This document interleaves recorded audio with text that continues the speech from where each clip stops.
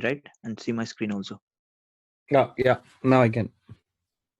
Okay. So, so afternoon when we started, Ashwat, just to give you a summary, what we did, we were connected for 20 minutes, I guess. Again, I had some issues, network Okay. issue. So we were discussing about this requirement, loading a data from one table to another. So we have created a source. So the first thing in our requirement, whenever we start with the before starting coding, we have to create its respective sources and targets what we require. So I have created a source here. So what I have done, so I go to sources, import from database. I have selected my table and I have created the source. Similarly, for creating target, you have to go to the target designer.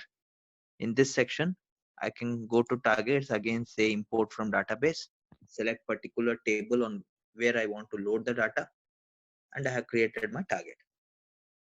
So, and one more thing we told, we will not be editing anything in this source analyzer or target, because this object, this source or target, can be used by multiple other my team members also for their requirements. Okay, so if I make any changes here, it will reflect everyone. So we won't make any changes here. So my source and target is ready. Next step is to write a code where I will extract the data from the source table and load it to another table. My entire coding, my business logic can be written in something called as this mapping designer. Okay, so mapping is the object in Informatica where we write our business requirement. My entire code will be written in my mapping. Okay, so just to show what we have done, so I have I'll just delete it whatever was done. So I have gone to the mapping designer. I clicked on the menu tab mapping. So, and I said create. Naming convention for mapping is yum underscore. So any meaningful name you can create. You can give any meaningful name. So naming convention, it should start with m underscore any meaningful name. So, and I said okay. When I did that, so a mapping will be created in this folder here. So we gave a name as load employee data to target, m underscore load employee data to target. So I can take this mapping to my mapping designer. I can just drag and drop. So when you create the mapping, everything will be empty, nothing will be there. So first thing, so if you want to validate the mapping at any point of time, I can validate my mapping. I can go to the mappings menu, I can say validate. So it will tell you whether your mapping is valid or not. If there are any errors in your coding in the mapping, it will show you invalid. So right now it is showing me invalid, because in order to make a mapping as valid, it should have at least one source, at least one target, and there should be a linkage. So I can use my sources and target in this mapping. So I'll go to the sources. This is where my employee table source is created. I will drag and drop to my mapping.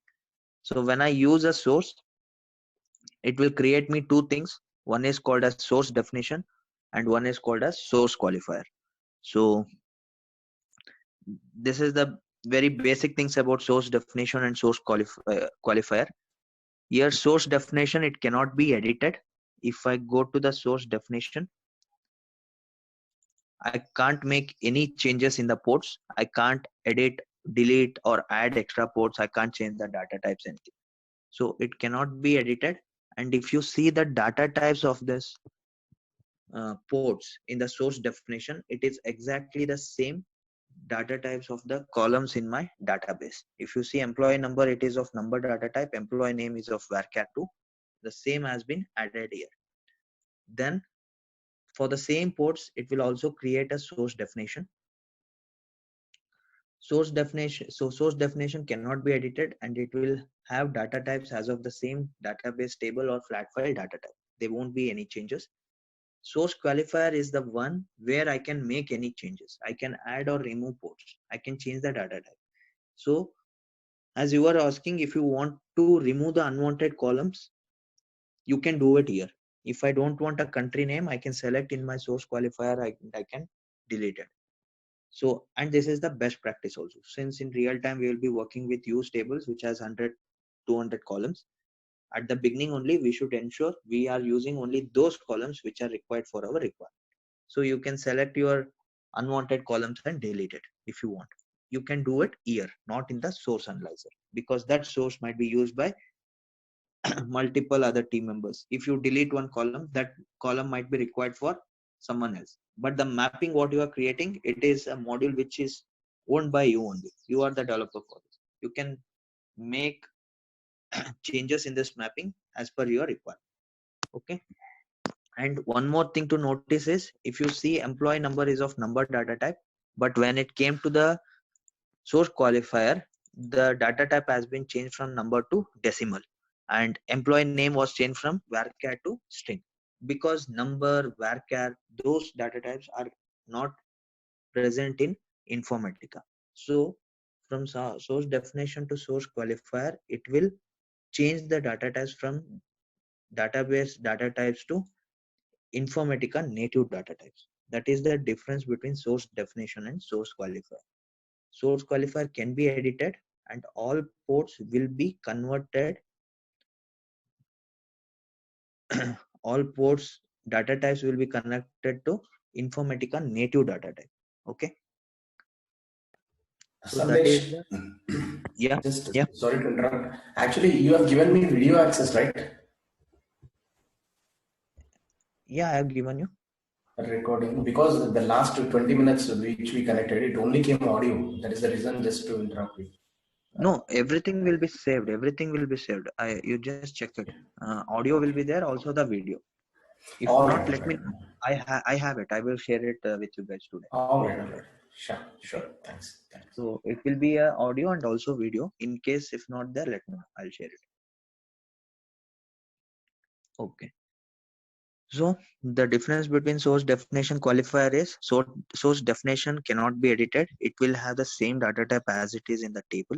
But source qualifier, it can be edited as per my requirement, and ports data types will be converted from database data types to Informatica native data type.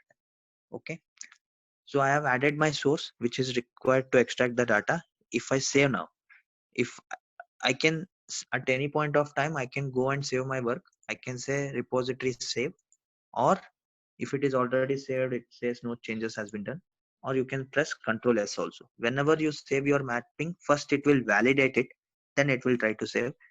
And here it is saying still invalid, because I need to have at least one source and one target also. Next thing what I'll do, I'll take my target into my mapping. So this is my target where I will be loading my data. Okay. Now if I save also, still it says invalid. So the basic criteria to make a mapping as valid is, it should have at least one source, at least one target, and there should be a link between the source and the target.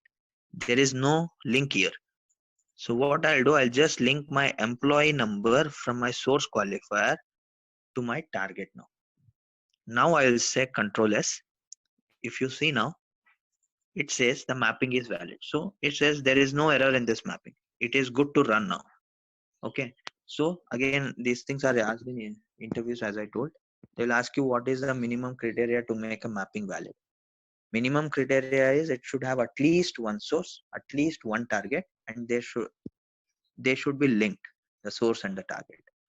Okay.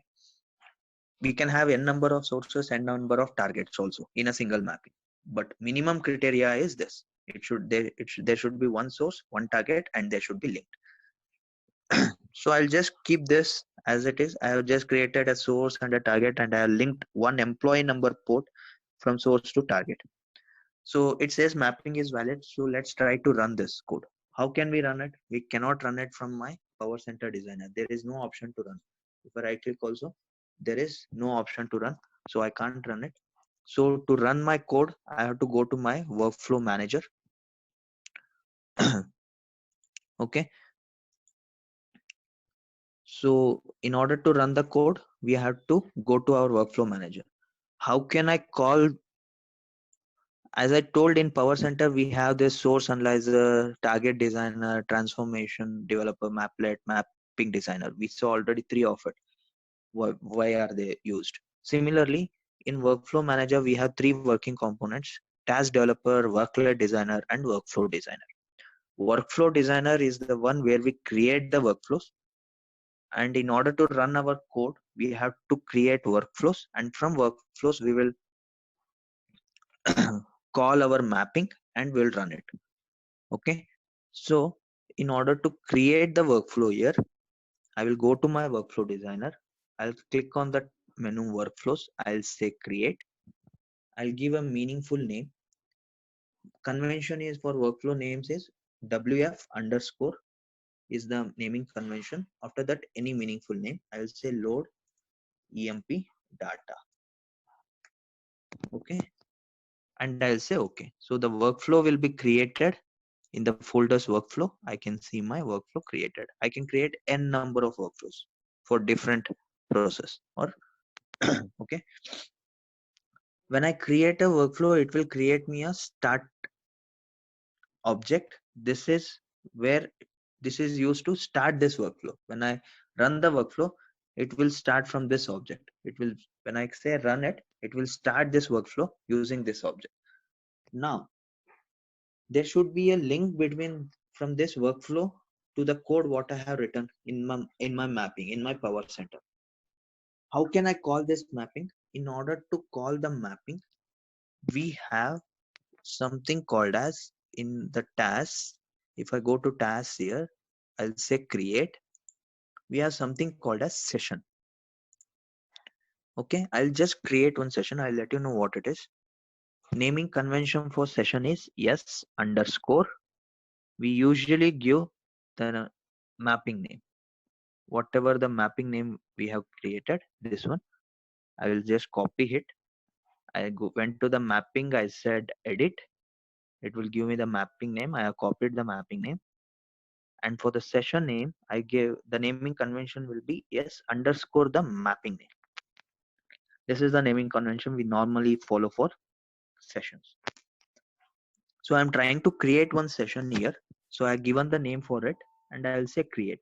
When I say create, it will ask me to please select a mapping to associate with the session. What it will do is it will list down me all the mappings which are present in my Power Center Designer under my project folder in the mappings. Right now I have created only one mapping. I can create n number of mappings. So whatever the mappings are there, it will list down everything here when I create a session, and it will ask me which mapping you want to associate with this session. You have to select your respective mapping there. So right now I have created only one, so I'll just select it. It is already selected and I'll say okay. I'll say done. So this is how the session will look. This is the icon for the session. What this session will do now. So each session in Informatica will be associated with one and only one mapping. I can't change it. So I have associated this session with the mapping what I have created here. Once I associated session with one mapping, I can't change it. And at any point of time, a session can be associated with only one mapping. I cannot associate two mappings with a single session. One session, one mapping only. Okay. Now if I double click on this session and open it, and if I try to see what it is having, general tab we can ignore as of now. I'll just go to directly mappings tab here. There is a mapping tab. Here it will show me. So oh yeah, in general tab you can just notice one thing, the mapping name which is associated with this session. Okay, and if you want to see which is the mapping which is associated with this session, you can double click on the session, and in the general tab in the mapping name you can see. In this way you can identify. So and one more easy thing is, that's why we follow this naming convention, s underscore mapping name. So by this seeing this session name itself, I can say to which mapping it is associated. Why? Because in big projects we'll create some 20-30 this kind of sessions. Okay, so in order to easily identify it, we follow this naming convention. So in the general tab also you can see which is the mapping it is associated with. So I can't edit it, I can't change it, there is no option. So we can ignore other tabs, we can directly go to mappings as of now. In the mapping tab you can see the list of sources, the list of targets which were there in that associated mapping. So in my mapping I have used the employee one source and one target that is listed down here. Okay, that one source, one target. The transformation section is empty because in my mapping till now I have not used any other transformations. I have just used one source, one target, and directly I link the source to target. No data formatting I'm doing, I'm not using any transformations. That's why the transformations folder is empty here. Okay, so then what I can do in my session, in this sessions mapping tab is, so thing is I have created a source which is pointing to a database table. While creating this, I gave the, in my source analyzer, when I said import from database, I gave the connection details of the database manually, and I created the structure of the table as a source in my Informatica. When I run my code, when I run this workflow, what this Informatica will do, it will try to connect to the database, and then it will go to that particular table, and then it will try to extract the data. So where I can provide those connection details, where when this workflow runs, I have to say somewhere that I have to provide the connection details somewhere, right? So that when it runs, it will connect to that particular database and it will extract the data from the table. Same like for target, if it is a database, I have to say somewhere that where it has to go and load the data. To load the data to a table, again it has to connect to the database, those connection details. And in case if we are extracting data from a file, I have to give the file path, where it is located and where is the file name, those things, configuration details, we can provide it in our session. So I can click on this sources sq_emp. If you see here, it says relational reader. Relational reader, that means it is reading from a table, database table. Okay, otherwise it could have been other if it is a file, it would have been file reader. Relational reader means, relational means it is reading from a database table. One second guys.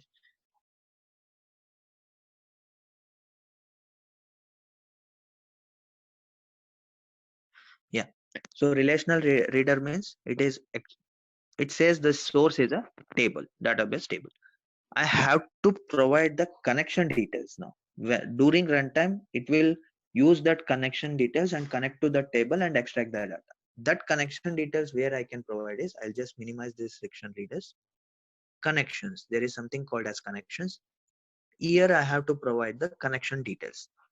So here if you see, it is already having some connection details saying Scott DB underscore Jan 2020. This was already created, so it is coming up. How can I give the connection details to the databases? I'll just close this. Here in the workflows, we have the connections tab. Okay, I'll click on this. I'll say relational. Here you can select your particular select type database, what kind of database it is. Here you can create your connections. Okay, this is a connection string. We call whatever name you give to the connections here, we call it as a connection string. So these connection strings are already created by me for other purpose. Okay, you can at any point of time you can go and check the connection details here. You can select it, you can say edit. So you can see here it is connecting to Scott schema. I have provided the data password also, and it is a, since my database is a Oracle Express edition, connection string will be exe. So these details you have to provide. So likewise we can create our own connections now. So I'll say new. For our batch I can create a new one. I'll say Scott DB. This is just a connection name. which will tell you to which database you are connecting. So you can give some meaningful name. I'll say March 2020. Okay. I have to provide the name here, Scott,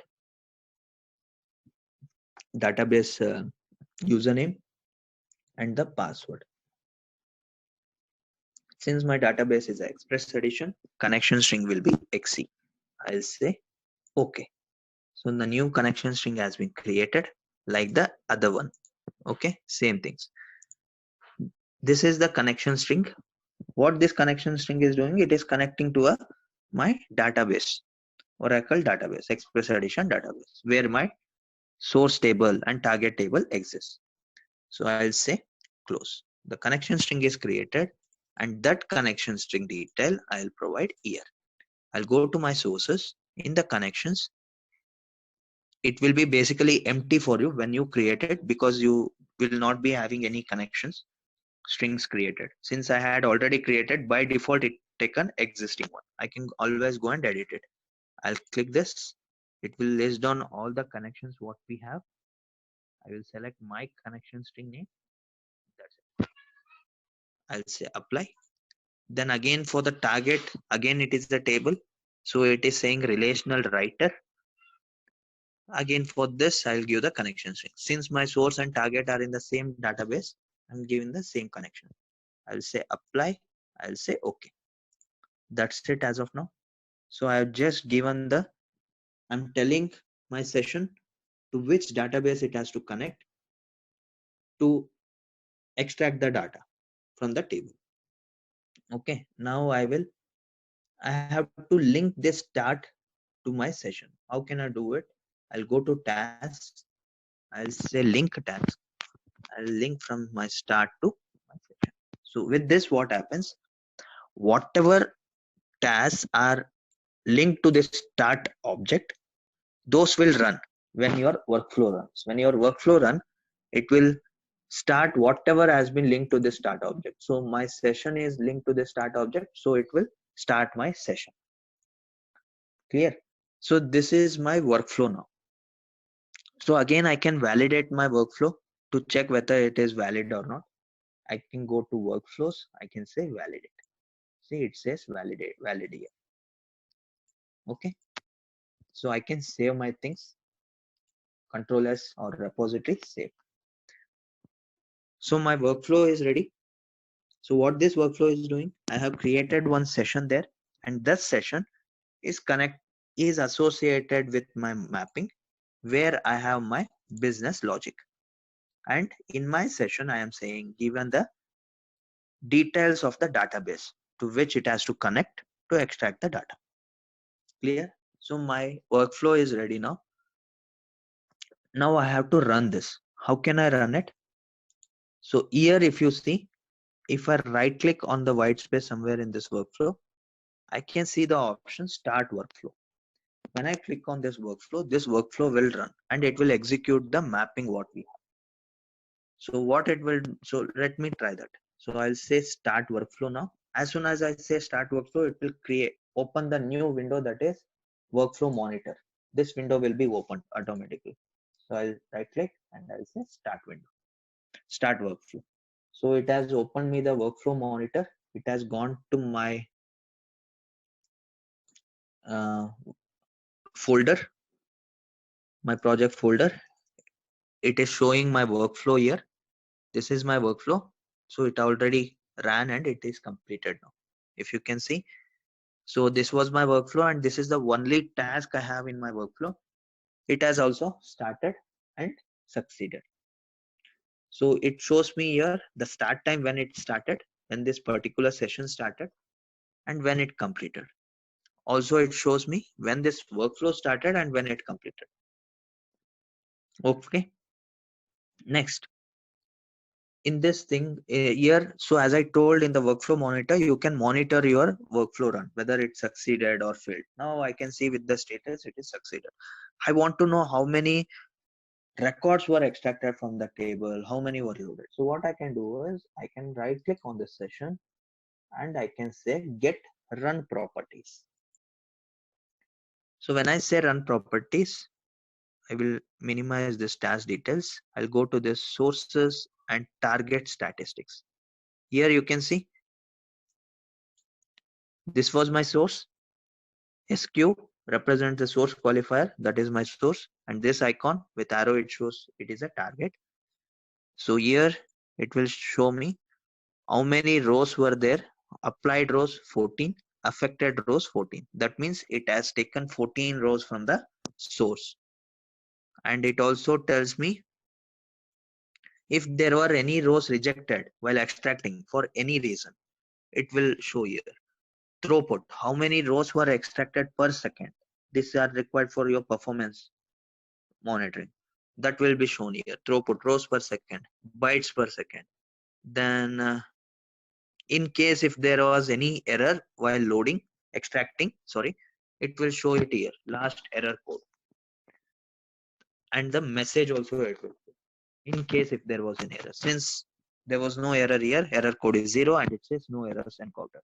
And also it will tell you the start time and end time. These are the statistics I can get. And it has extracted 14 records. Whether all 14 records were loaded to table, that I can see in my target. Yes, 14 record. Here also it is 14. So I can see the source and target statistics here. And I can see if whether any records got rejected or anything. So now, so if I go to my source table, so this was my source table. It had 14 records.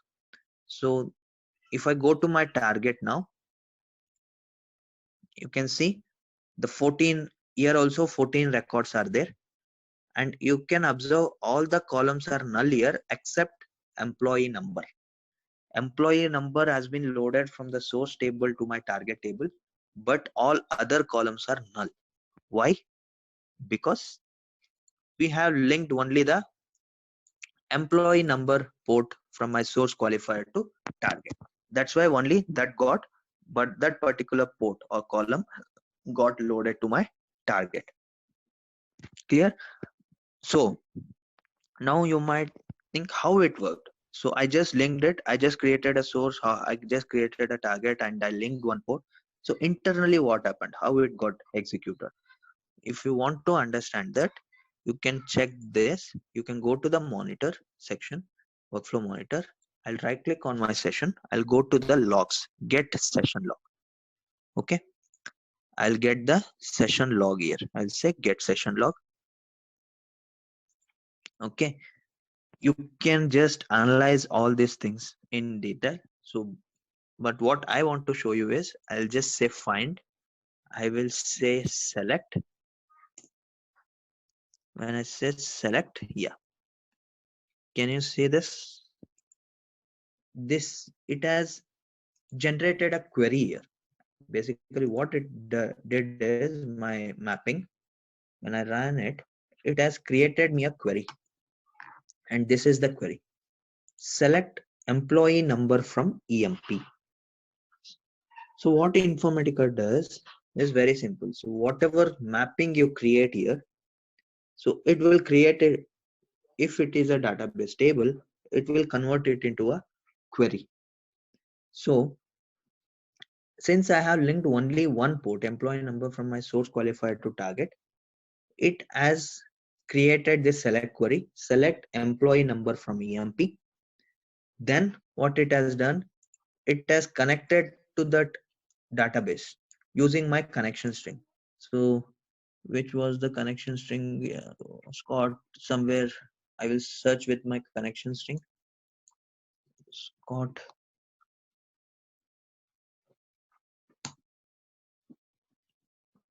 Let me go to the top.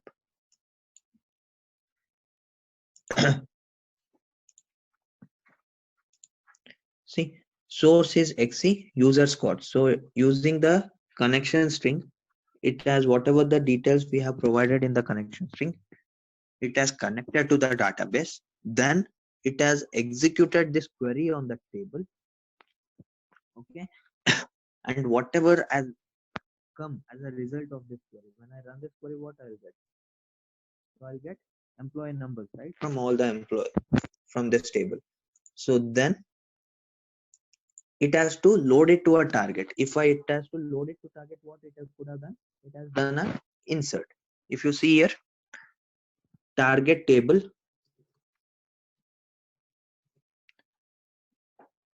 So this was from my SQL query was generated on my source table.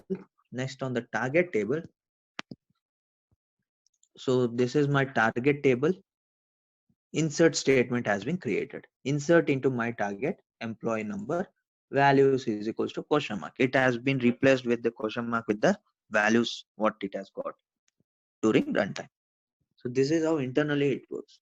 Then, okay, it has just based on the, so you guys, we might not be good with the SQL. So that's why Informatica makes your things easier. Now you want to, if you want to see where this query was, in this mapping, where this query was generated. Okay, select employee number from EMP table. So you can go here, you can go to your source qualifier. Now in the source qualifier section, ports is the section where you can see all your columns or attributes. We name it as ports in Informatica terms, and you can see the database, data types, and precision. If you want to make any changes, you are allowed to make it. As I told you, can remove or add columns. We have something called properties section. In the properties section, these are the transformation attribute. So if you guys are attending the interviews on Informatica, basically the questions will be, so they want to understand how much knowledge you have on the all the transformations. We have a very good set of transformations in Informatica. So each transformation has its own attributes, properties. So you should be aware of all the important properties in each of the transformation. This is the properties tab, which will tell you what all properties or what all functionalities this source qualifier has, what all things I can do in this source qualifier. So you should be aware of all the important things. So in this, first one is SQL query. So if I click on this value section, if I click on this icon, here I can write my SQL query. If I say, as of now, if I say generate SQL, see, it has generated me the SQL. It says select employee number from EMP. Is this the same query which was executed during runtime? So based on the configurations what I have done in this source qualifier, it will generate the SQL. So what SQL it is generating, if you want to see, you can come here and see it. So you can also edit it. You can edit this expression as you want, and you can validate it. So for that, you have to give the connection details again here one time. I'll say Scott Tiger. Okay. So you can validate also. It says no errors detected. If there was any error, so I have something I'll write instead of from. It will throw you error, invalid query. At the bottom, it will tell you from keyword not found where expected. At the bottom, it will tell you why was the error, what was the error. Okay. So now, why it selected only the employee number in the select section? That is because I have linked only one port from my source qualifier to employee number. Based on the number of ports I link here, it will generate the query. If I link one more port, employee name to employee name, and now if I say generate SQL query here, generate SQL, see, it has selected employee number and employee name. So based on the ports I link, it will during runtime, this query will be generated and will be fired to the database table. Okay. And you are allowed to make changes in this SQL query. If you are good in SQL, if you are good in SQL, you can edit this SQL query as per your requirement. You can say where, add any conditions, department number equals to 10, order by, join conditions, everything you can do. If whatever things you can do in a normal SQL query, in a select query, all things you can do here. If you are good in SQL, if you don't know, if you're not so good in SQL, so you'll just link it. So now what I'll do, I'll link all the columns instead of just linking the one or two. I'll link all. So there are options to link the columns. You can link the columns one by one, like selecting each of them. So guys, it will disconnect in 2 minutes. We'll connect again once it disconnects. Okay. So you can link the columns one by one, but as in real time, what happens?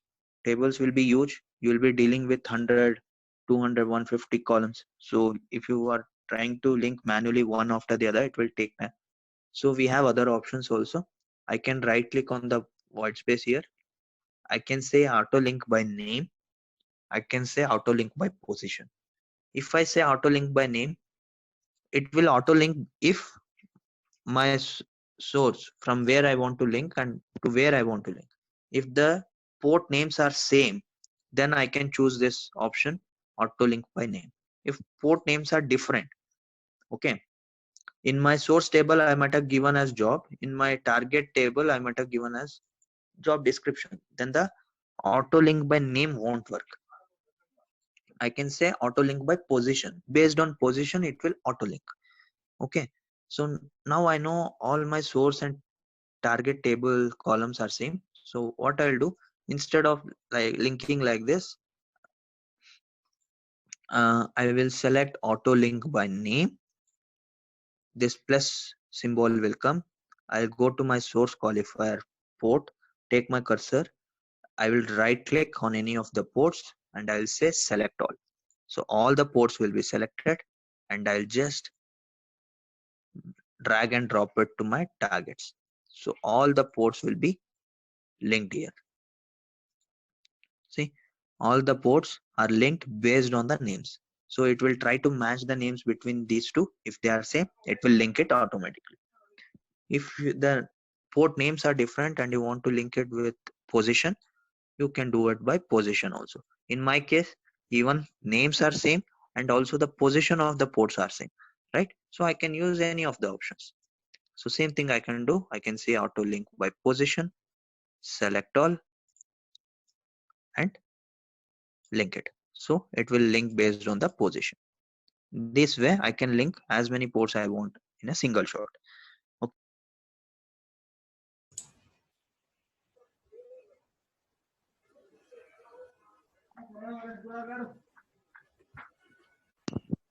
Yes, you can start the recording, Shashi. Okay, so where were we? Yeah, so we can auto link by name or position. Worst case, your ports names are also different and positions are also different, then you don't have any option. You have to link it manually, one after the other. Okay. This is how you can link the port. So now I have linked all the columns. Now if I go to my source qualifier and if I generate the SQL, see, it will again select all the columns whichever I have linked from my source to my target. Okay, I'll say okay. Now I'll save it. So my mapping is valid again. Sandesh, I have a question. Yeah. So before linking source qualifier to target, can we just go to source qualifier and directly write the SQL to link it to the target? No, you can't do it. No, See, just yeah, I will show you. If okay. I remove the linkage, Okay. now I have a query here. Okay. Mm-hmm. Now if I try to validate it, it tells cannot validate query because there are no valid fields projected from the source qualifier. Okay. So in order to just to modify the mappings, you need to have at least one connection. Connections, and then only it will be valid. Okay. So there can't be any transformations without a connection. So Okay. this is your map. This should be any random connection to source qualifier to target then. From source qualifier to target or any other transformation or any other transformation.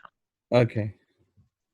Right now I have not used any transformation, so I am linking to target. In between, if I want to change the employee number from A to B, so from 1 to 3 to 4 5 6, assume that was the requirement, then I need some other transformation to make this change, right? Then I will use the transformation. So okay, or else I can make all the auto connections, then I go to source qualifier and edit the SQL like that, right? right, Okay, cool. thing is, in your mapping, the start of the mapping will be your source definition and source qualifier, and end will be target. After this target, I can't add anything. Okay. I mean, so I had it, I can't link from my employee number, I cannot link to any of the transformations. Okay. If you see, in every transformation, we have something called as input and output ports. If so, in target, I can't enable this output port. That means output port means from that transformation, I can move the port to the next level of my transformation. If that is the case, this output port will be enabled. Target is your last thing in your mapping. So from after target, I can't have anything. That's why this output port is disabled for every column here. I can't change it.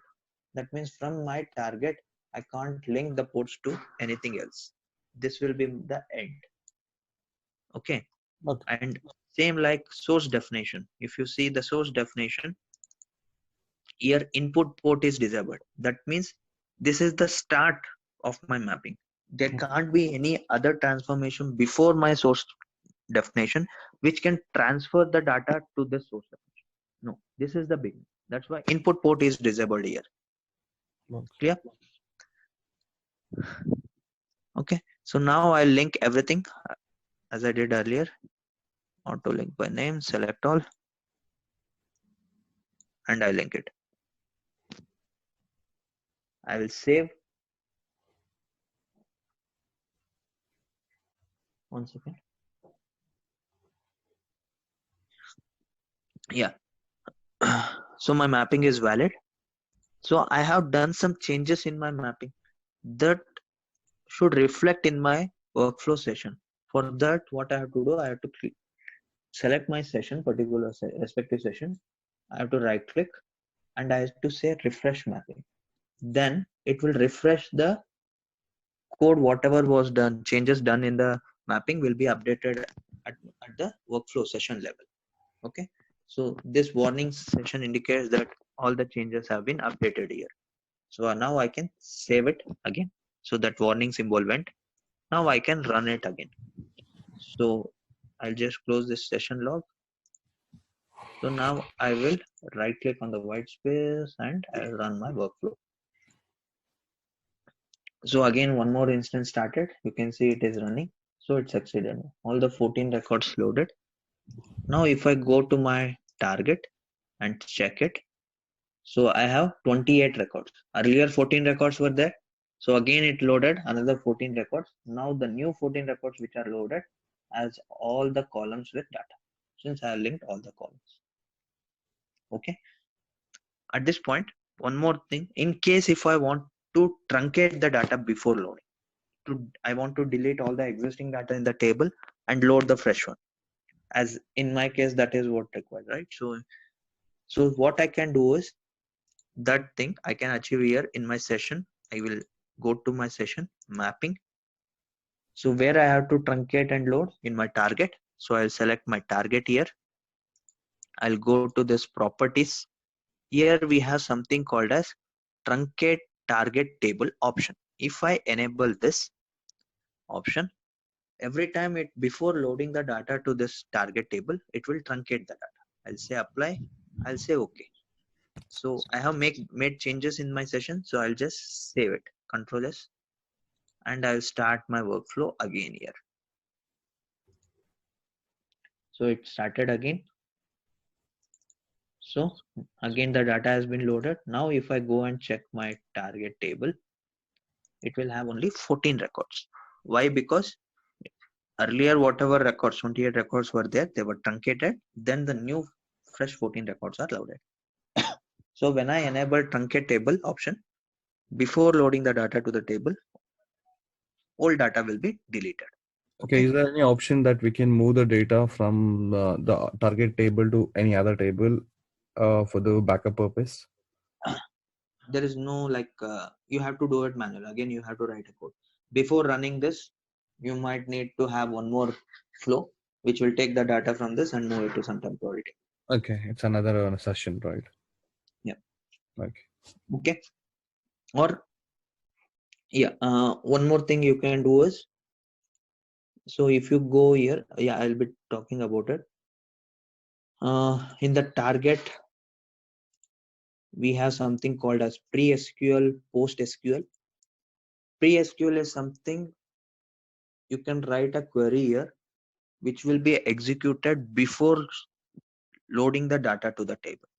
First, this query will be executed and then it will load. Post-SQL is something, once the data is completely loaded to the table, this post-SQL query will be executed. Yeah, this is something I was asking from. Right. Okay, thanks. So in this pre-SQL, you can write query to copy the data from this table to some other table, in case if you want. Okay. So these things I'll be telling one after the other. So this is also, now if I go to my session log and check the select query, so again it would have selected all the columns based on the link I had done. Clear? So you can see this query now.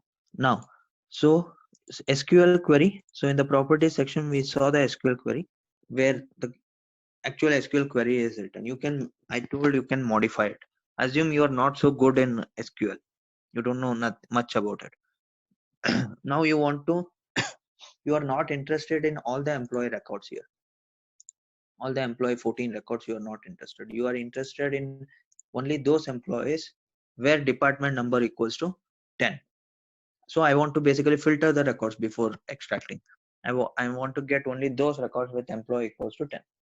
So that filtering I can do it in my source qualifier. So we have something called as source filter. Here I can add my filter conditions. When I open this window, in the ports tab, it will list down all the ports we have in that source qualifier. I can select, double click on department number. I can say equals to 10. So I'll say okay. I'll say apply. So now if I go and generate the SQL, what it will do is, based on the query what I have written in the source filter, it will generate the query. It says where department number equals to 10. Okay. Likewise, you can two options. If you are good in SQL, you know how the syntax for adding a filter condition, like adding a where clause, you can write it manually here. If you don't know anything, they have the option here. You can write it here, and Informatica will take care of adding the where clause. Okay. If you want to add any operators, and operator or operator, you can do it. And job equals to, so what kind of jobs we have? Salesman something. So strings and all, you can pass it in single quotes. Okay, apply. So again, if I generate it, see it is adding whatever the source data I'm adding, it is coming here. So I can validate it. Like this, you can filter the records at the initial stage before extracting only, right? And next is number of sorted ports. If I want to get the sorted data, I can add here. I will say 1. If I say 1, now if I go and check my SQL query, see it has added me order by employee number. So my first port is employee number, so it is ordering based on the employee number. If you are good in SQL, you will manually come and write the order by clause and say on which port you want to order. If you don't know, then you can use this Informatica option, number of sorted ports. If I say 2, if I say 2, then what it will do is, it will order on employee number and employee name also. Okay. This is of sorting the data. Now if I say apply OK, I'll say Control S, save the changes. I'll refresh my mapping in my session. I'll say, so I have made the changes here. This warning is there. Now if I try to run the workflow, it says the folder is modified. You need to save the folder. So before running at any point, I have to save it. So I saved, then I'll run it.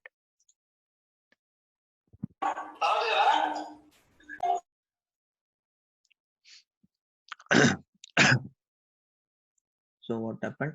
So it has not extracted any. Yeah, yeah. 1 minute. 1 minute.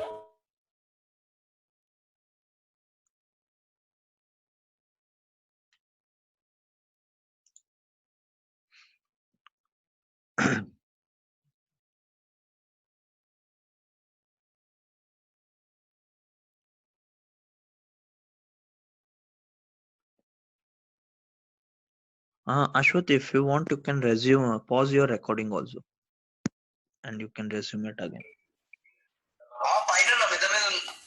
Okay. Yeah, let's continue. Okay. Got it. No issues. Ashwath, you can resume. Yeah. Okay.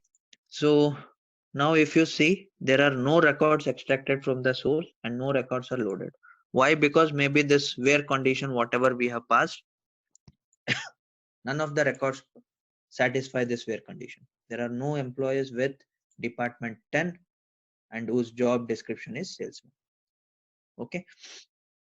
That's why it has not extracted. So if I modify it, if I just change it to department equals to 10. Okay. Oh shit. I can't modify here since I have added in my source filter.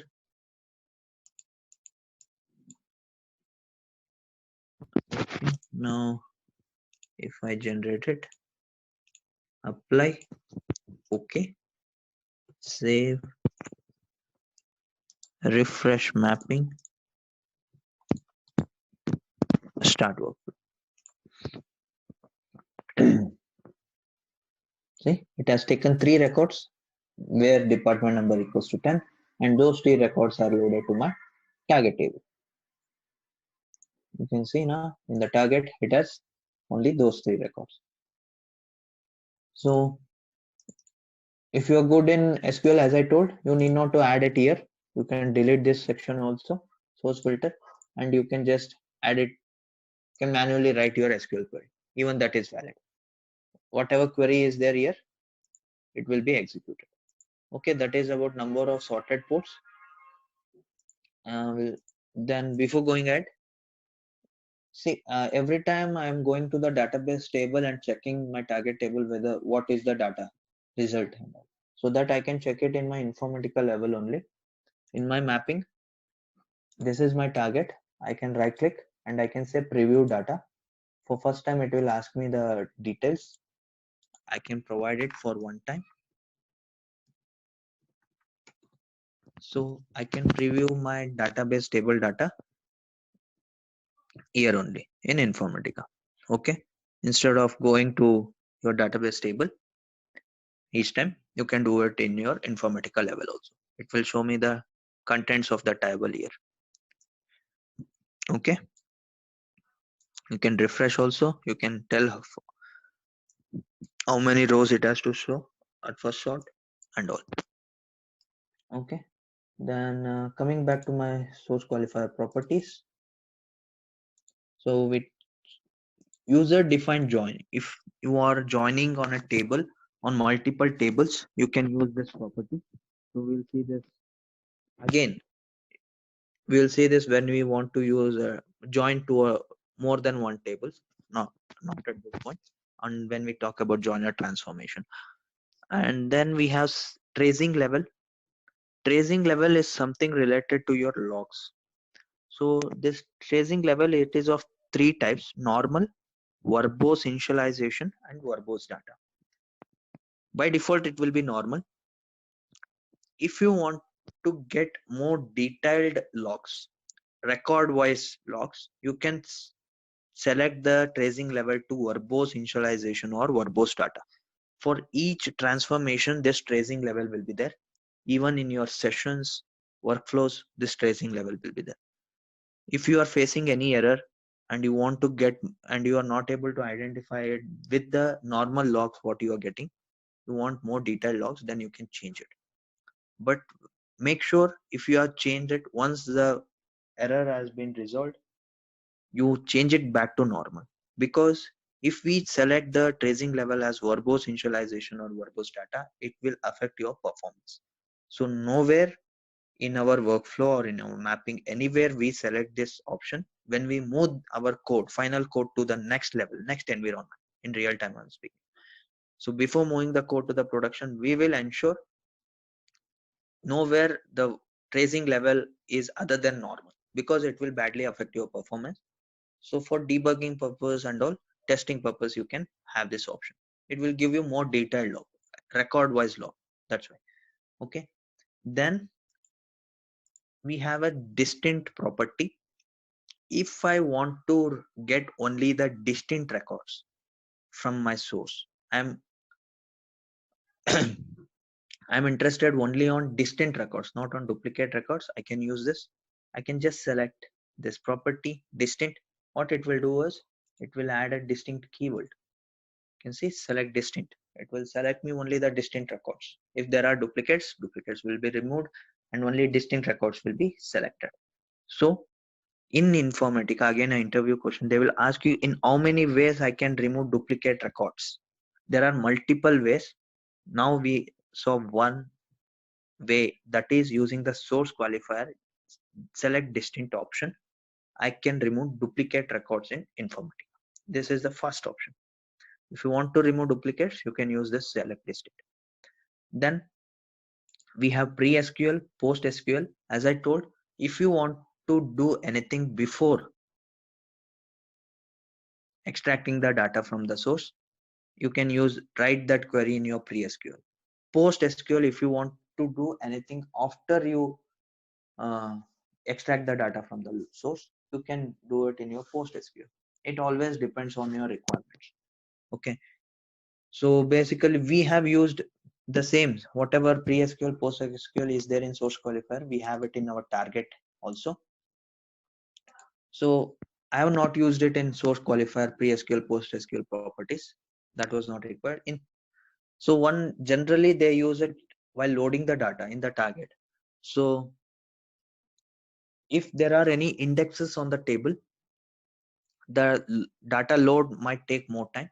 So for performance, better performance, what they do is, in case your target table is having indexes, in the pre-SQL they will drop the indexes, they will load the data, so the loading of the data will be good, performance wise it will be better.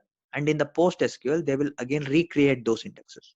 So this is a very normal scenario where we use this pre-SQL and post SQL property for targets.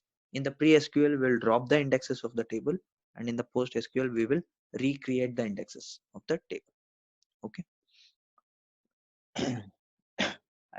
When we at the end of the course, when I explain you on real time kind of project architecture, I will tell you more about this pre-SQL, post-SQL in a real time cases where and all we can use it. Okay. So this creating index, dropping index is one case. And if I want to say like one more case is like, see, assume this is my target table, right? So on a day-to-day, my job was running. So this workflow was running and it was loading a data to this target table. Think that like there is one more team which is dependent on the data of this employee table. So they want, once I complete the load to this table, they want to start extracting the data from this table at their end. So every day I have to notify them. Once my data load is completed, I have to notify them so that they can start there to extract the data from the table. Otherwise they might get some incomplete data. So once the load to this table is completed, I have to notify them. So in such cases, what we do is, so there will be a simple can tell like, yeah, there will be a table. Say, assume this is my table, target status load. This is one more table, assume like, and it has columns like what I can say here, COP date, start time, end time, status.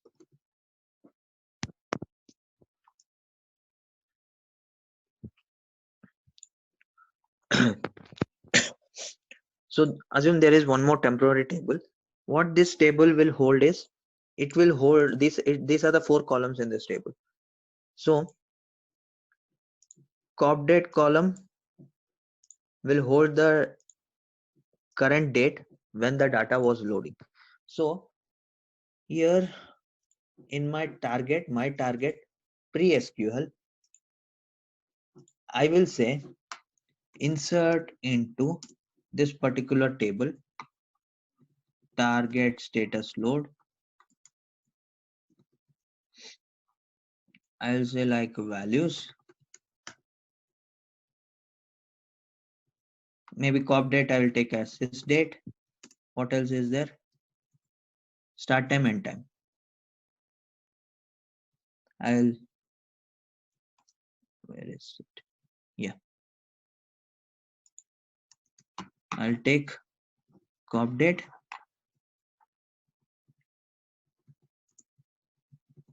start time, end time. Sorry, not the end time now. Status.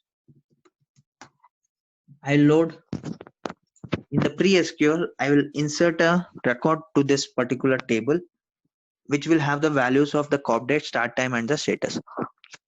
COP date will be the system date. Start time will be the current time, whatever. So I'll get it some using some variables, and status I'll say in process.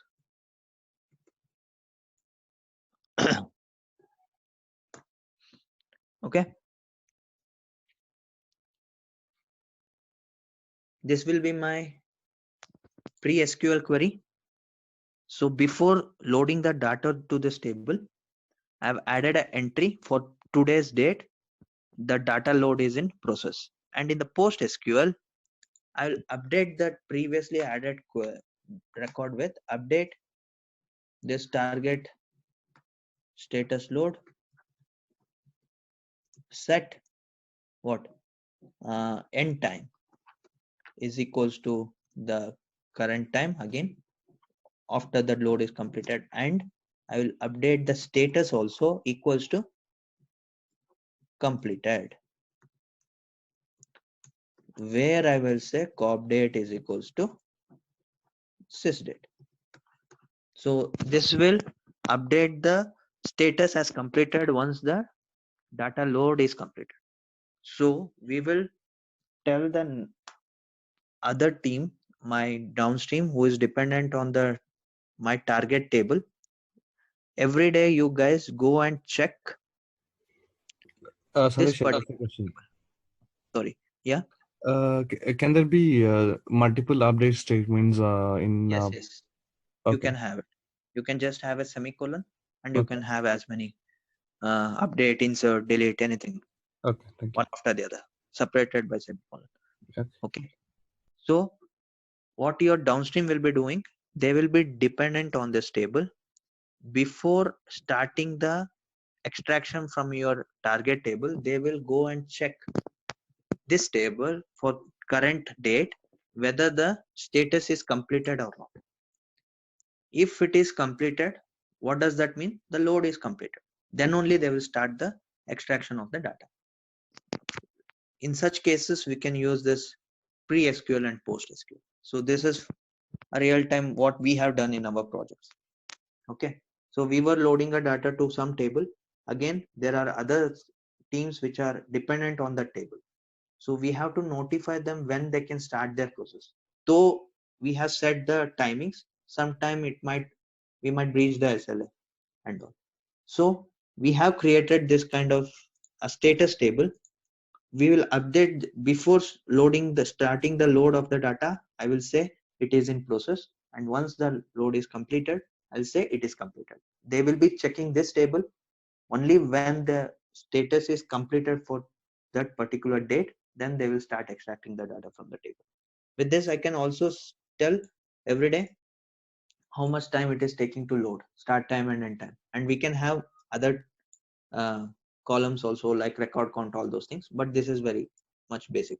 Okay, this is one real-time case where we can use this pre-SQL and post-SQL.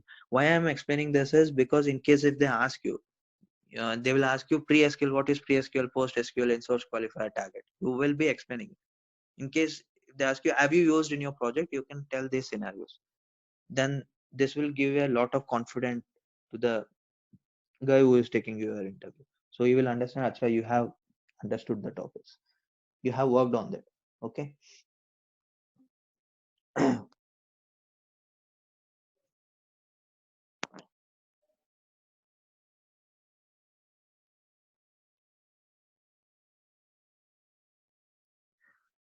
Okay, so this is one case of using pre-SQL and post-SQL.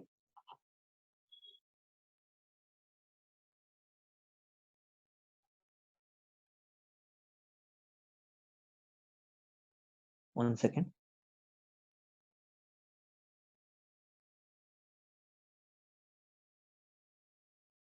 Okay.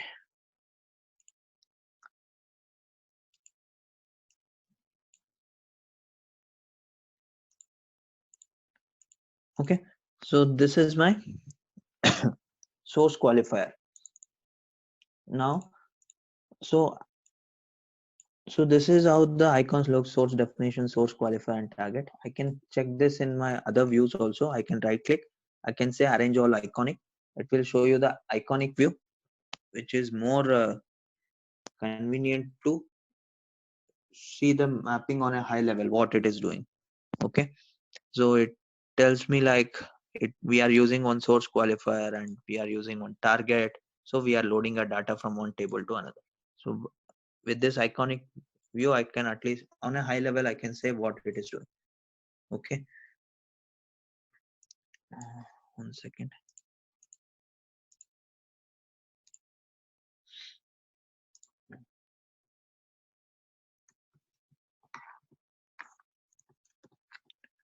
Okay. So this is a simple example. So here we saw, if my source qualifier is a table, I can use the properties of a SQL query. I can manually edit my query and write my own query.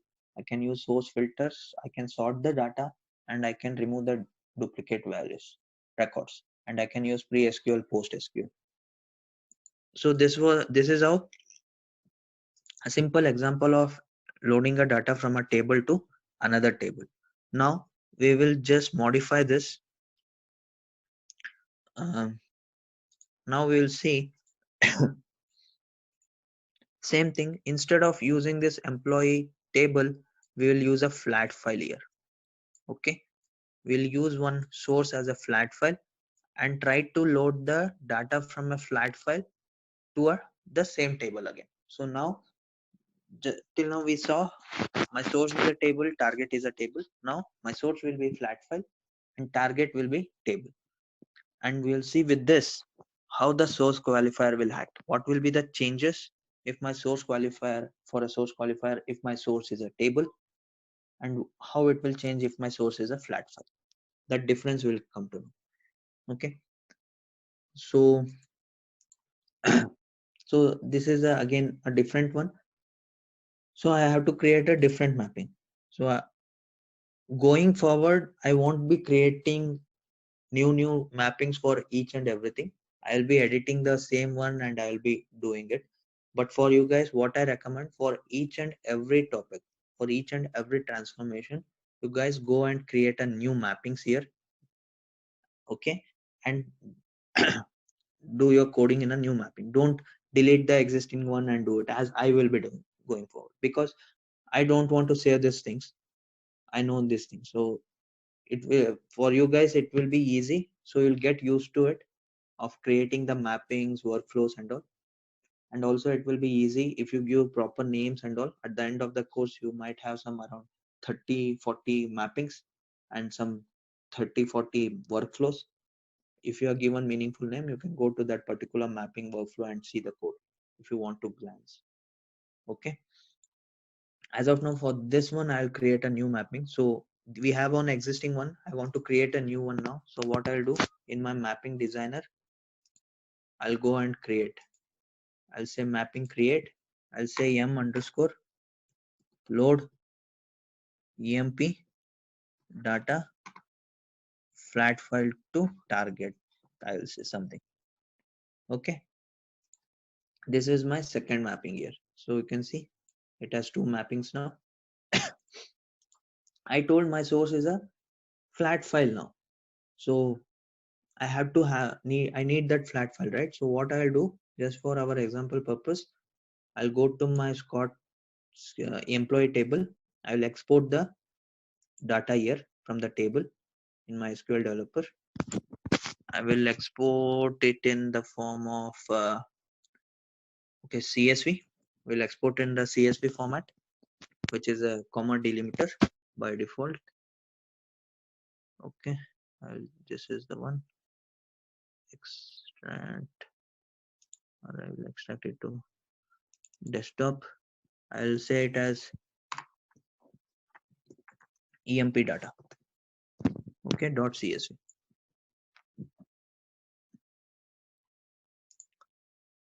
Finish. Okay. So I have my source file now. This is my source file. This is of common delimiter. Okay, so the same table data I have copied into a file now. So now I have to create since my source is a file, I have to create a source for it. So how can I create the source? I'll go to source analyzer. I'll right click and clear all. I'll go to my source analyzer, and in the source analyzer, I'll click on sources. Now I'll say import from file. So the file is already available, so I can import the structure of the file directly.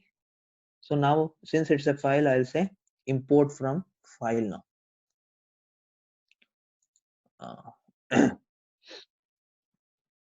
Till now we were doing import from database table. Now I'll do import from file since my source is a flat file.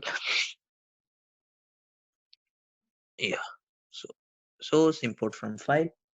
So when I say import from file, it will ask me the path to select the file, existing file from where it has to import. So it is in my desktop. Select all files. So this is my file. I'll select, I'll say okay. Now, so flat files can be of two types. One is delimiter flat files and one is fixed width.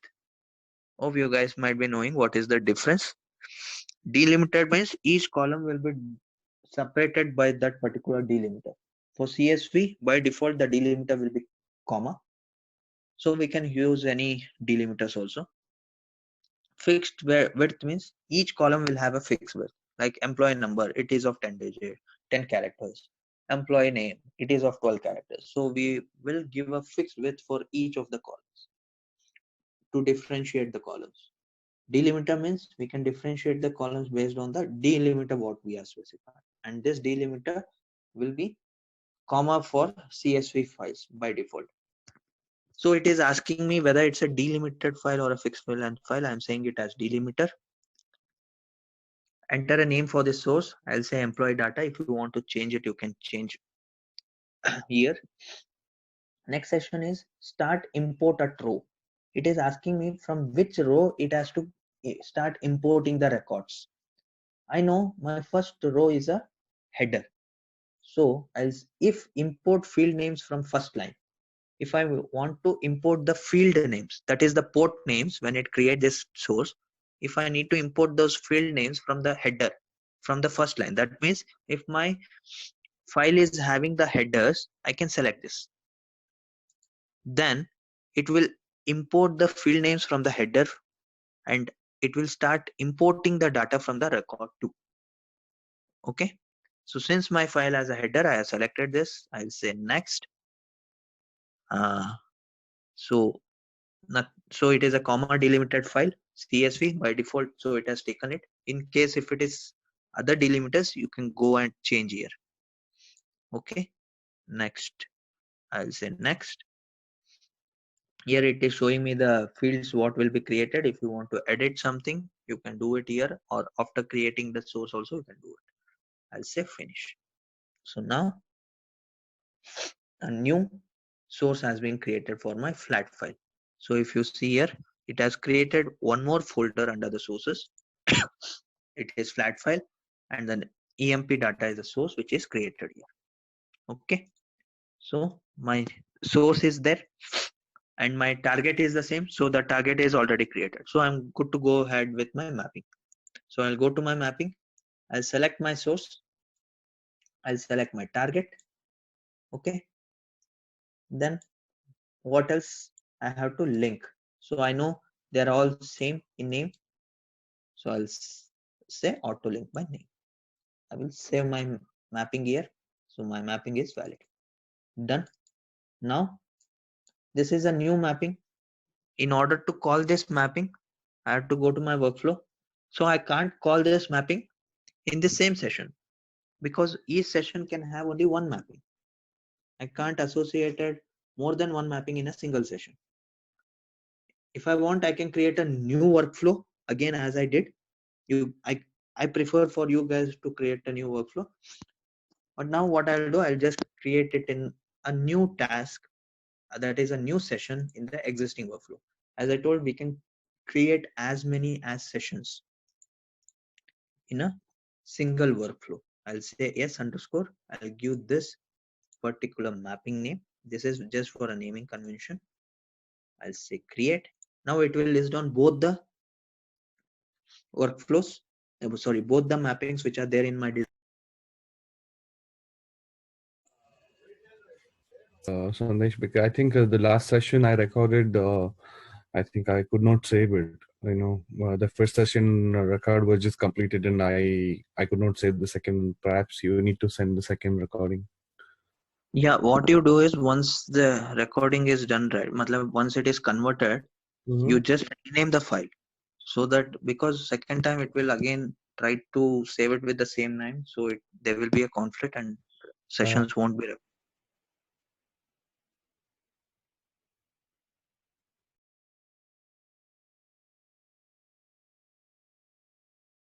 Converting so file, as soon as so that's why. Yes.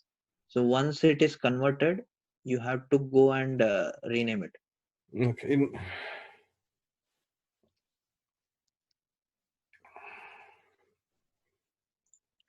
See, now when I say desktop,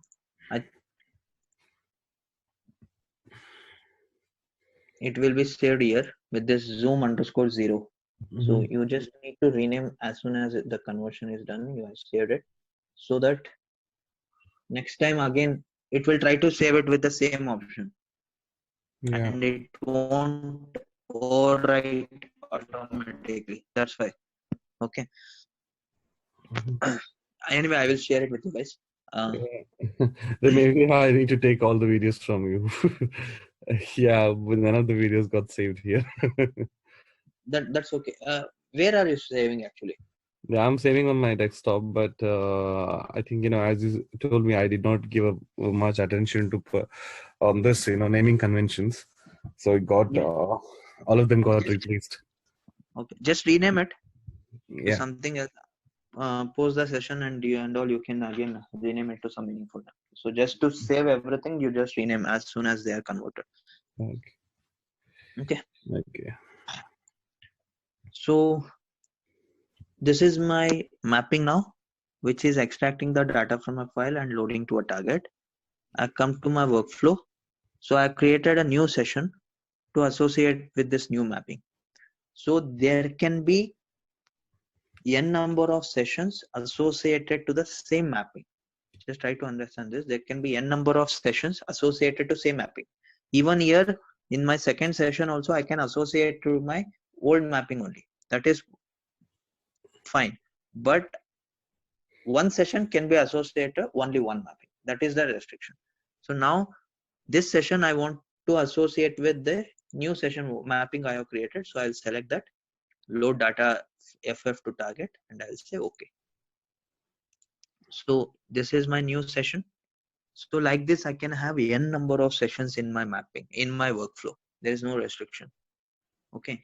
And whichever tasks or the sessions are linked to the start, only those will run. So now if I link from this session to this session, then as soon as I start my workflow, my first session will run.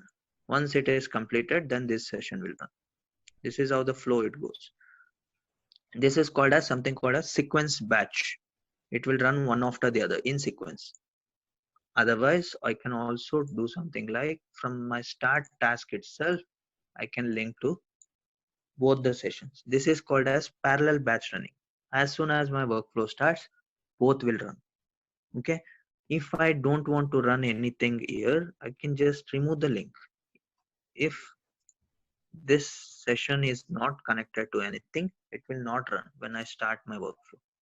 Right now I want to check this one, right? So I will just keep it as it is. Okay. So I'll go to my this new session, again to my mappings tab.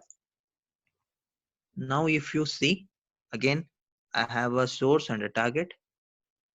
If I go to my source, you can see here it is a file reader. Earlier it was relational reader, now it is file reader because I'm reading from a file. So in my, since it is a file, connections I need not to worry about. I need not to give the connection details since it's not a database. In the attributes properties tab, I need to take care of the source file directory where this file exists and the file name, so that when the session runs, it will go to that particular path and it will open that file. Okay.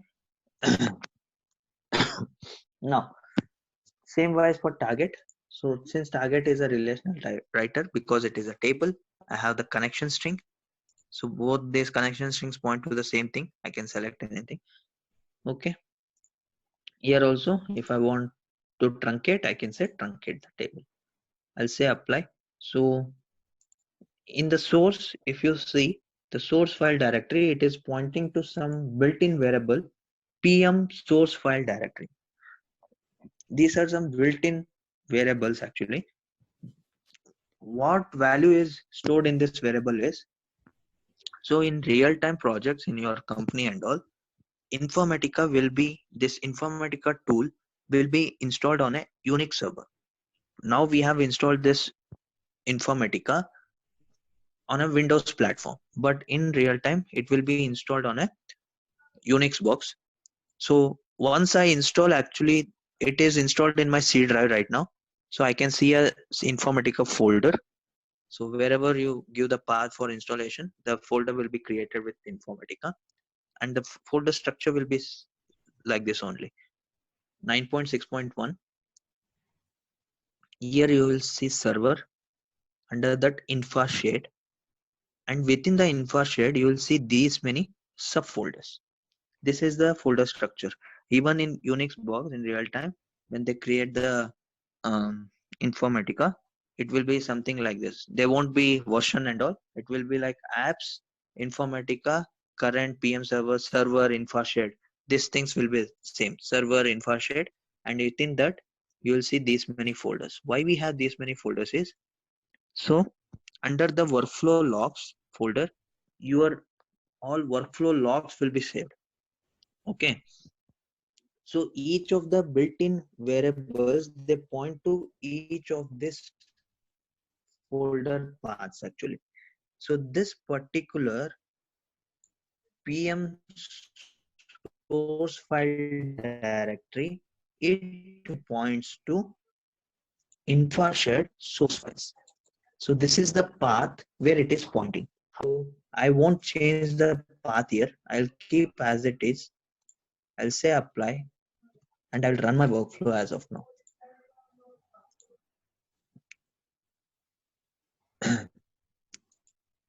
So what happened? your session failed here. Can you see the status is failed? Your session failed, but your workflow is still in succeeded status. If you don't want this to happen, if any of your tasks or sessions in a workflow fail, you want to make your workflow also fail, means what you can do is you can go to your workflow. Under each session in the general tab, we have an option called fail parent if fails. What this feature will do is, if this particular task, what is its parent? Its parent is a workflow. So I'll just enable this property now. I'll say apply. I'll say okay. I can do this for each and every session I create. Now I start the workflow. Now if you see my session failed, my workflow also failed. So again, this depends on your requirement. So there might be some sessions which might fail for some reason, and you don't want to fail your workflow for that. Then you can disable that property. If you want to make that session fail, if your workflow fails, you can enable this property. It always depends on requirements, and most of the cases we enable it. Okay, so that it will be easy for the support team members to go and check if there is a failed status. They will go and get the logs and try to identify what was the issue. Okay, sorry. Now, so it failed. I want to see what was the issue, why it got failed. I'll double click on this session. It tells me the first error code, 3000 first error, why it got failed here. It says error opening file. So it is saying it is not able to open the file. Where it is trying to open the file, in which path? It is C drive, Informatica, server, InfraShed, source files. That is the path I showed you. This path here, it is trying to find the file emp_data. Since the file is not present, it is saying operating system error message. The system cannot find the file specified. That means this particular variable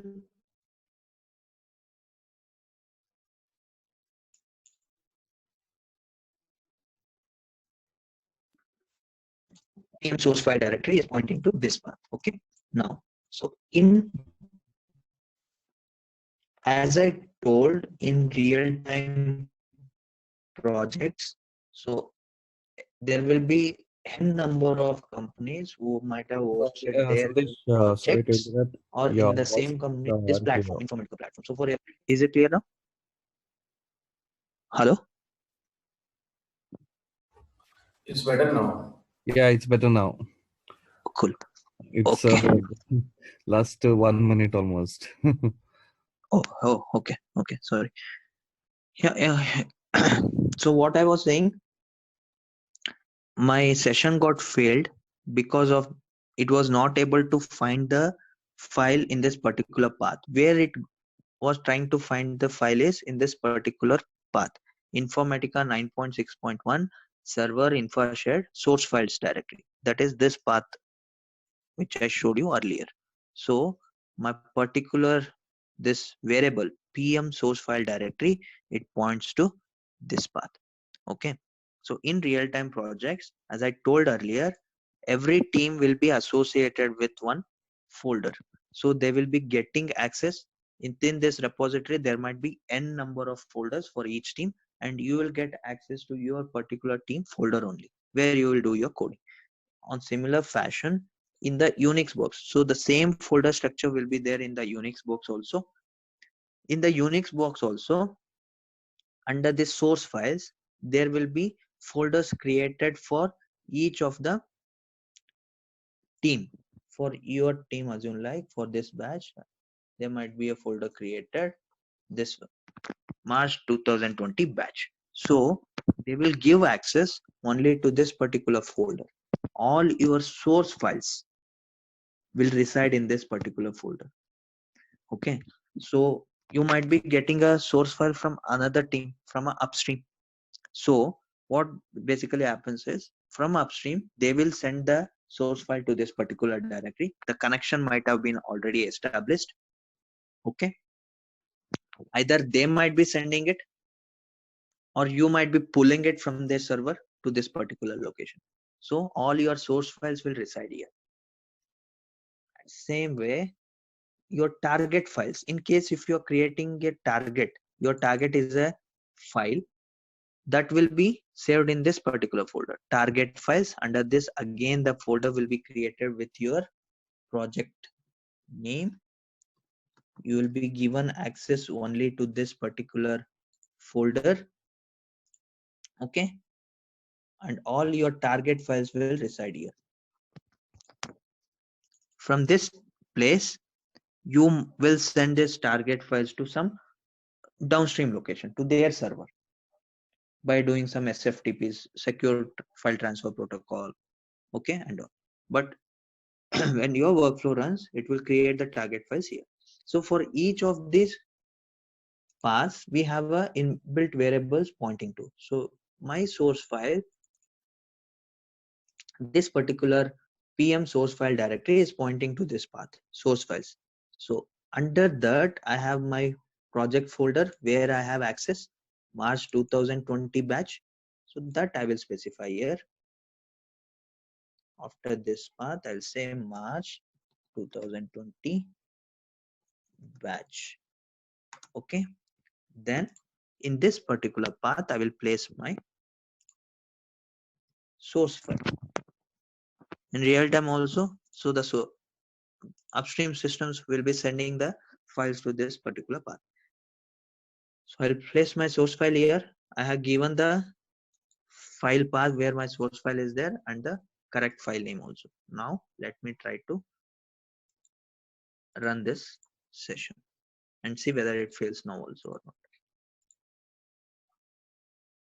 Now when I ran, so it succeeded.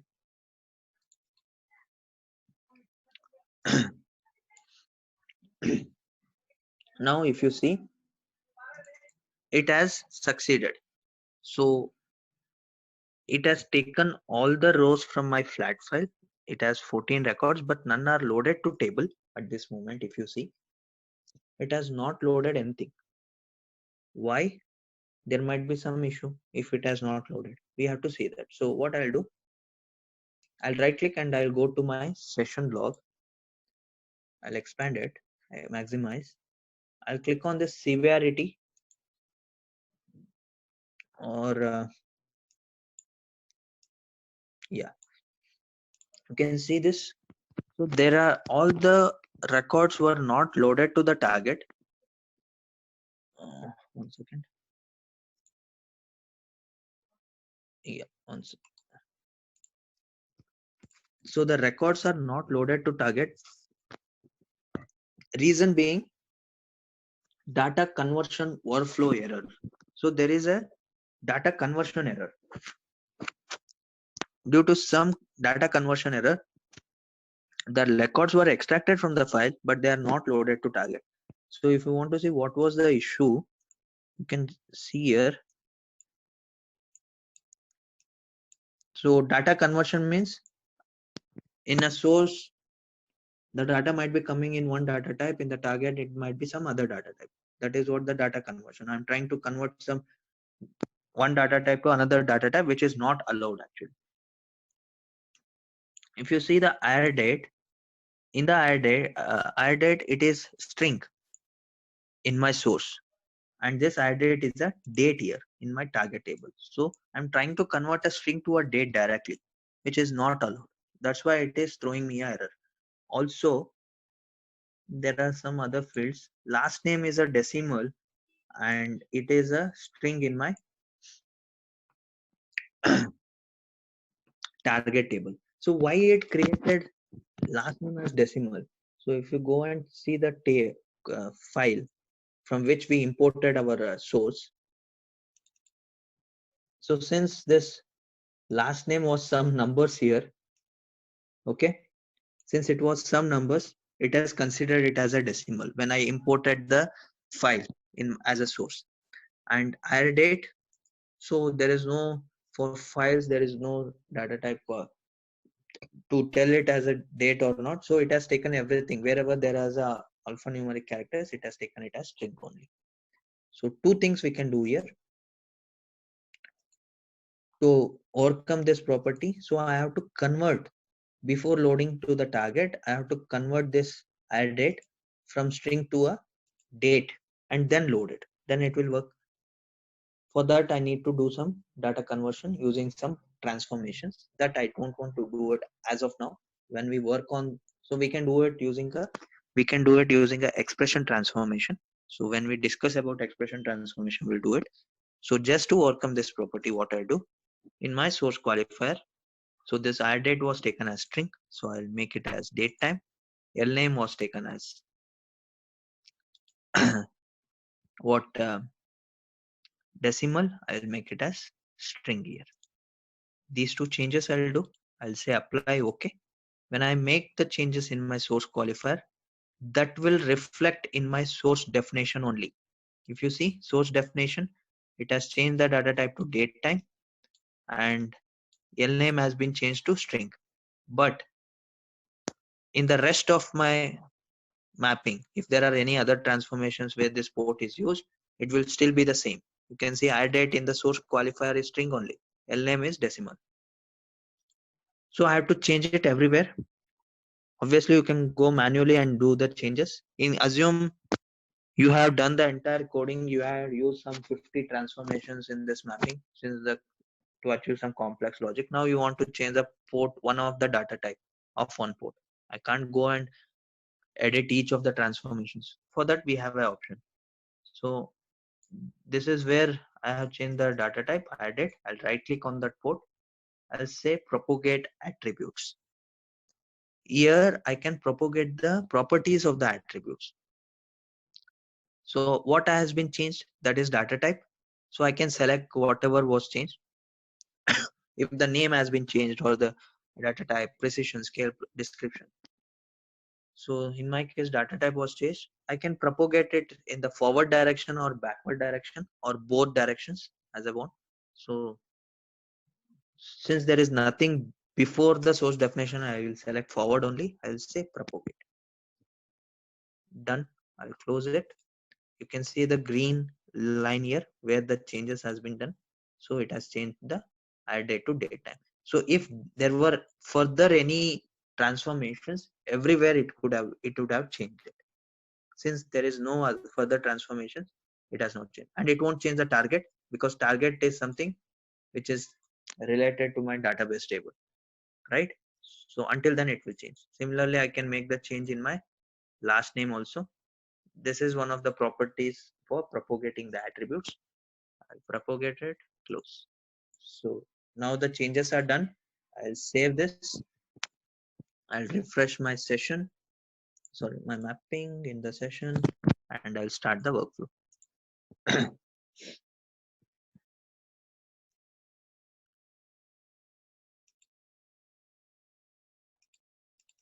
Okay, so again, I see there are some rejected rows now. See here, it has not extracted any rows from the source now. So if I go and check the logs,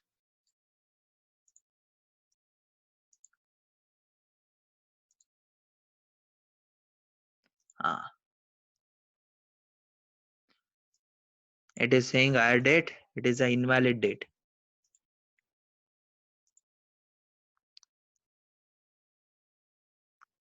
See, it says there are some errors. The records has been rejected because the add date, it is in some invalid format. Here is it. I have to go here.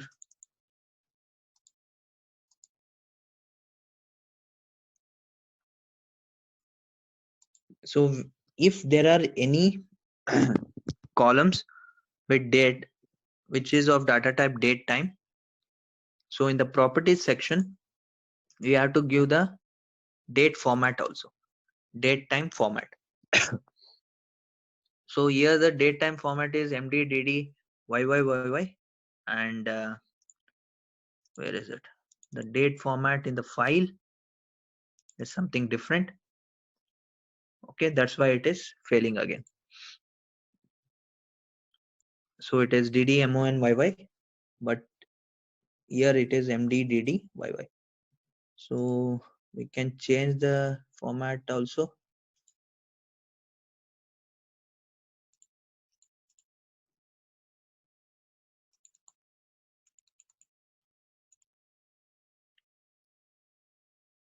Yes, it is DDMONYY. Say apply. Okay, save it.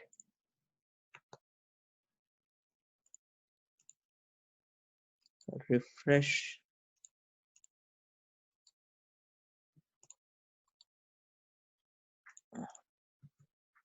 Now run it.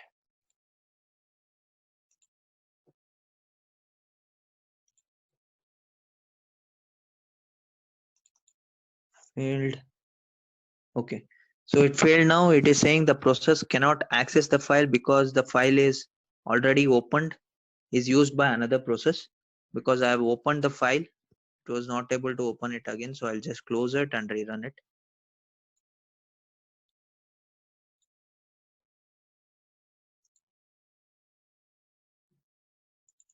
Can you see now? It has extracted all the 14 records from the source and loaded those 14 records into my target. If I see, all the 14 records are there in my target. So by checking the logs, you can try to debug the errors. So if there are any ports with date time, so you have to specify the format of the date also in the properties section. Okay, so now, so I have created a mapping which is extracting a, so now I'll make it as arrange all iconic. So it is, so you can see source definition, it is saying flat file. That this tells that the source is a flat file. In my earlier one, it was EMP Oracle. It says it is a source is a table from a Oracle database. Okay, so in iconic fashion, it says, I can easily say that it is extracting a data from a flat file and loading to a Oracle table. Now, so if my source was a table, I was using the source qualifier properties where I was editing my query, SQL query. I was adding a source filter. I was ordering the ports. I was using the distinct property. Can I use those properties same way if my source is a flat file? Let's see. So if I go to property section, you can see SQL query has been disabled. I can't write here. All properties are disabled here. Source filter is disabled. Number of sorted outputs is disabled. Only property enabled is my tracing level for logs. Apart from that, everything is disabled. Why? Because I can't run a query. I can't fire a query on a file. I can fire a query on a database table, but not on a flat file. So these properties are disabled. So now, if my source is a flat file and I don't want all the employee records, so I can't use any of these properties. I can't filter the records here. I can't order the records here. I can't remove the duplicate records here using the select distinct if my source is a flat file. So in such cases, if I want to filter, I have to explicitly use the filter transformation available in Informatica. If I want to sort the records, I have to explicitly use the sorter transformation in Informatica. Okay, if I want to remove the duplicate records, there are different ways. I can use a sorter, or I can use aggregator, I can use other transformations. So the things which I can't achieve here, I can do it using other transformation. So this we will see tomorrow. So as of now, the difference between source definition and source qualifier we saw. Source qualifier will have an Informatica native data type. Source definition will be same as the data types of the database table. So now source qualifier for table and source qualifier for flat files. So the difference is, if my source qualifier If my source is a table, then for source qualifier, I can use the SQL query. I can use the SQL query and I can modify it, right?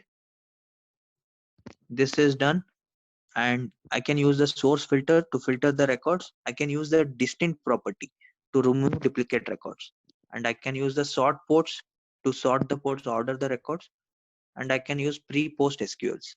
But these things I can't do it if my source is a flat file in my source qualifier. I cannot use a SQL query as it is a flat file, cannot filter records here. I need to explicitly use the filter transformation, cannot use distinct property to remove the duplicates. For this, I can use sorter or any other transformation to achieve it. Cannot sort ports, need to use sorter transformation for it, and cannot use the pre-post SQL. So none of the database related query functionalities I can use it in my source qualifier if my source is a flat file. Okay, they will ask you these questions. Can you remove the distinct record? So they will ask you, how can you remove the duplicate records using a source qualifier? Is it possible? You will say yes, it is possible. I can enable the distinct property. Then they will ask you, is the functionality holds good if your source is a flat file? Then no, we can't do that because that property is disabled for me if my source qualifier is a flat file. Okay, so I'll be sharing these images and all for you guys once we complete 2-3 sessions and all. It will be easy for you to summarize the functionalities. So I think this is good for today. Tomorrow we'll start with so this is about the source qualifier basically, when I use a source qualifier as a table and a flat file. Tomorrow we'll see some other transformations, simple transformations to start with, like filter transformation, sorter transformation, and aggregator. We'll try to complete these things tomorrow. Any doubts till now? Are you guys able to follow it, or any doubts? Let me. Oh, it's okay for me. Okay, Shashi, any Yeah, queries? once we start doing something, then we'll get doubts. I'll note it down and Yeah, that is for sure. That's what I was telling you. Day to day, whatever I explain, you guys do it at your end, so you'll get used to the tool. Then you'll come up with maybe very silly queries also, because you are new to the tool, so you might not be able to link the ports or anything. So you can ask me, you can just post your queries in the group. You need not to wait for the next day session only. If I am free, I will respond, or if someone else has tried and he is able to achieve it, he will respond to it. Whenever you have any issues, just post it in the group. Okay, one so more thing, to yeah. set it up the Informatica and download and all these things, that document I did not get it. Can you please share that? How to Okay, you install have, the Informatica? Yeah, I did not get it. fine, I'll share it right away. Okay, and I'll share you Thank today's you.